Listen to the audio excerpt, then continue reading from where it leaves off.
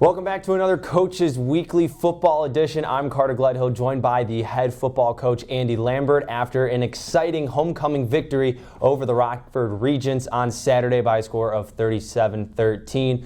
Coach, it was an exciting atmosphere. It was a great time to be a Cougar on Saturday, and we talked about it last week in the Coach's Weekly of just letting it go, just riding and playing it all out, and you're running with basically the momentum that you have in a game and just letting your players play, and that's exactly what your team did from the start, and it seemed like this was the most energized Cougars team we've seen this season, and they were rewarded with that homecoming victory. Well, I hope I hope that showed, just with our energy and being excited to play. I want to kind of go back on the homecoming, just with the crowd and the whole tailgating, there in the parking lot. And so the 1972 team, there were several members that came back from that 50 years, and I met their head coach, who was 90 plus, on Friday night. And so that was a wonderful kind of a framework for me to just meet him and his wife and his son. And then, of course, the 2012 team.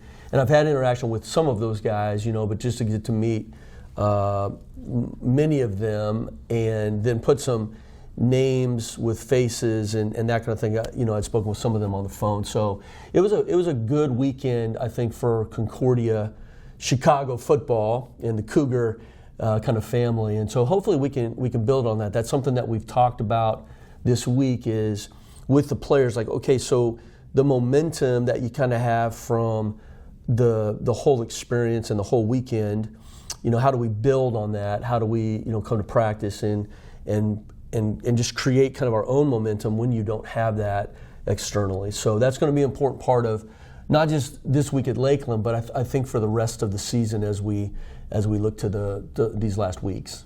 Well, one player offensively that shined was E'derian Sykes. Now, this freshman has stepped up in a big way, and it goes all the way back to that Concordia, Wisconsin day where he rushed for 109 yards. He was named NACC Offensive Player of the Week with 166 total yards, 90 yards on the ground, but then also, too, he had a 47-yard receiving touchdown. This was a game for E'derian where he now has 3 consecutive with 100-plus all-purpose yards. What has this young freshman proved to his teammates, to you, and the rest of the coaching staff about getting that opportunity whenever your name is called and capitalizing?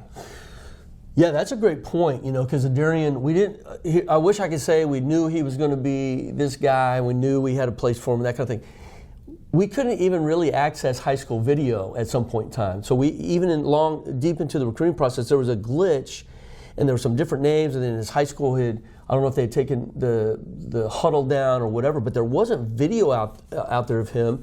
And I think we finally got that. We're like, okay, yeah, he can play, but that was definitely after he had committed and we'd gotten everything taken care of. And so when he came on campus, I think the first little race that we had in conditioning or whatever, we're just like, oh wow, he's the fastest dude that we've got. And so just trying to find a place for him and find a role for him. One of the things in a case like E'derian, he's so versatile, right? So you can play him in the slot, he can play the number 1 receiver. He's best right at tailback, so, and that's kind of where we've got him now. So we can't say enough about just how he hung in the mix. We kind of knew that he was a better player than he was getting a chance to show us early on, and that's just the way things work. We were deep at tailback and had other guys there too. So he just stayed in the mix. He stayed positive, and so we're extremely excited, not just about his success now, but just deep into the future. He's a sensational offensive player. Well, looking at the defensive side now, that was the most dominant performance your defense has put up all season. And Trayvon Thomas talked about it in the postgame interview. He had to give credit to defensive coordinator Lamont Butler for his efforts. Yeah. That defense showed up and showed out. And if there was fantasy football, that team probably puts up 30 points in that league. We're talking 5 turnovers, 4 interceptions, 2 returned for a pick 6, a fumble recovery, and then the point after attempt blocked at one point in the game. You talked about how this defense is going to be a backbone of this team for so long throughout the season. But in that homecoming setting, really showcased how there are different parts from the front three to the back four in the secondary. Everybody played a significant role in that defensive performance on Saturday. And we've been good to actually better than good in different parts of maybe every game. Even Aurora there early. So the challenge is that we've just given balls up in the passing game behind us, and as we continue to grow in our secondary with those young guys, and then try to get our scheme fit particularly to them.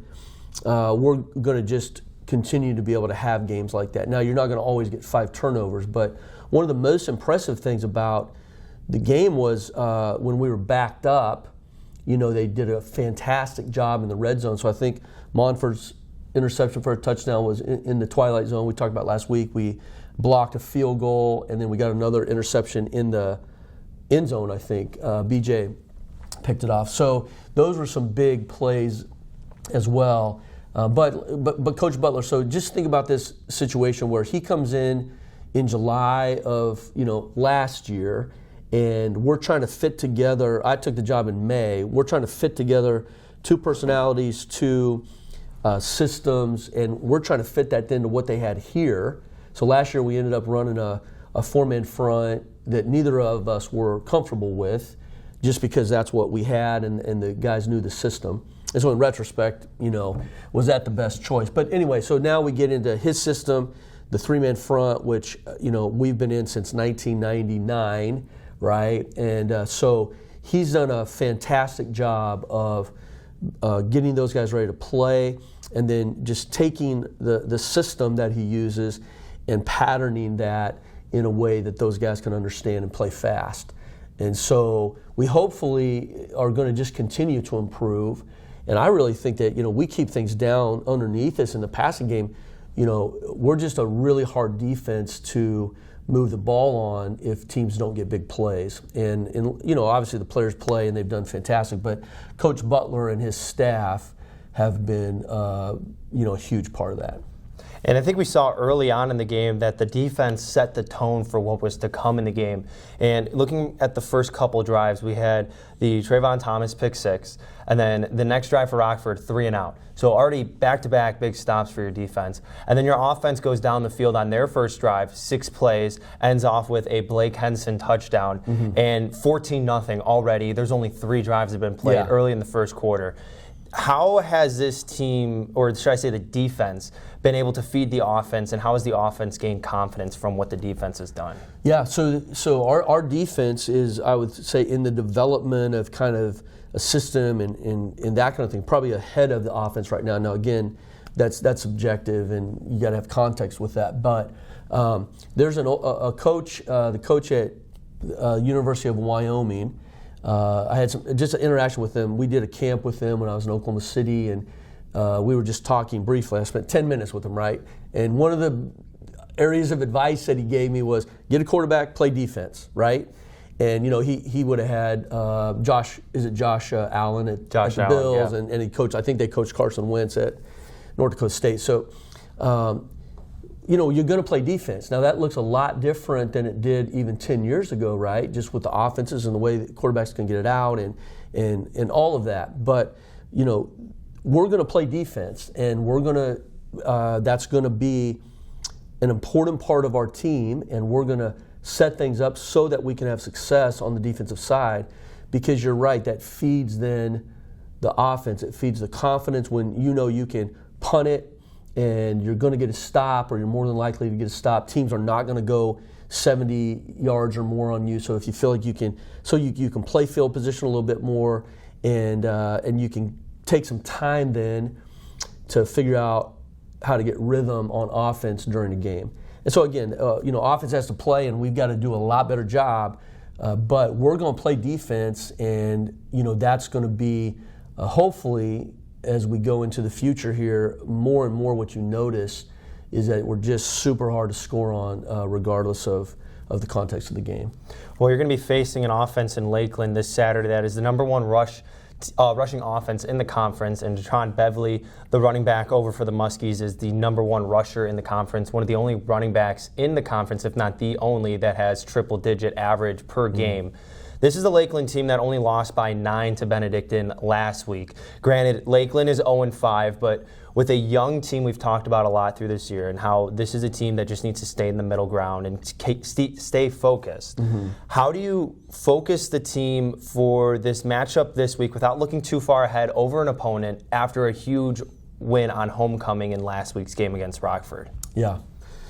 Well, I don't know exactly how to do that. We talk about it for sure, 0-5, and that's one thing. We just don't talk about records or stats or this kind of thing. I mean, obviously, you have to know what they're doing, what they're good at, what we have to stop, what their strengths are, and all those kind of things. So, but at some point in time, 0-5 is no different than 5-0. It's no different than 3-2 or whatever. I mean, so that's how we've approached it.